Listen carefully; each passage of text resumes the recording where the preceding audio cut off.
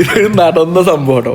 ഇപ്രാവശ്യം നാട്ടിൽ വന്ന സമയത്ത് എൻ്റെ ഏറ്റവും ആത്മാർത്ഥ സുഹൃത്തുക്കളും ഞങ്ങളും ഫുട്ബോൾ കളി കഴിഞ്ഞാണ്ട് ഇങ്ങനെ ടർഫ് എടുത്താണ്ട് കളി കഴിഞ്ഞാണ്ട് വൈകുന്നേരം ഇങ്ങനെ ബൈക്കിൽ ഇങ്ങനെ വന്നുകൊണ്ടിരിക്കാം. അപ്പോൾ ഞാനും ഇവനും എൻ്റെ ബൈക്കിൽ ഇങ്ങനെ പോന്നുകൊണ്ടിരിക്കാം. അപ്പോൾ ഓന് ഭയങ്കര ഉപദേശം, കാരണം ഓന് കല്യാണം കഴിഞ്ഞിരിക്കണേ കുട്ടിയൊക്കെ കഴിക്കണേ. ഓൻ ഭയങ്കര ഉപദേശം, ഇങ്ങനെ നടന്നാൽ മതിയോ, ഒരു കല്യാണം കഴിക്കണ്ടേ, കുട്ടിയാണ് ഇവരൊക്കെ വലിപ്പിച്ച.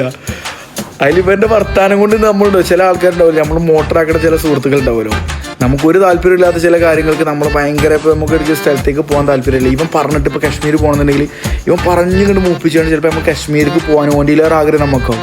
അങ്ങനത്തെ ചില സാഹചര്യം ഉണ്ടാവുമല്ലോ. അങ്ങനെ ഇവൻ ഇന്നിങ്ങോട്ട് മൂപ്പാക്കി എനിക്ക് നാളെ എന്തായാലും പെണ്ണ് കാണണം, ആ ഒരു വൈബിൽ ഞാനിങ്ങനെ ഇരിക്കുക. അതിലെനിക്ക് ഏതെങ്കിലും കുട്ടികളുണ്ടാവും, ഏതെങ്കിലും പറഞ്ഞു വെച്ചിക്കണോ, ഏതെങ്കിലും അഫെയറോ കാര്യങ്ങളൊക്കെ ഇവൻ ഇങ്ങനെ മോട്ടറാക്കുക. ഞാൻ എന്ത് ചെയ്തു, ഒന്നുമില്ല, ഒരു കുട്ടിയുണ്ട് ഇൻസ്റ്റാഗ്രാമിൽ ഇങ്ങനെ ഇടയ്ക്ക് ഇങ്ങനെ അങ്ങോട്ടൊരു സ്റ്റോറിക്ക് തീയിട്ട് കൊടുക്കലുണ്ട്, സ്റ്റാറ്റസ്.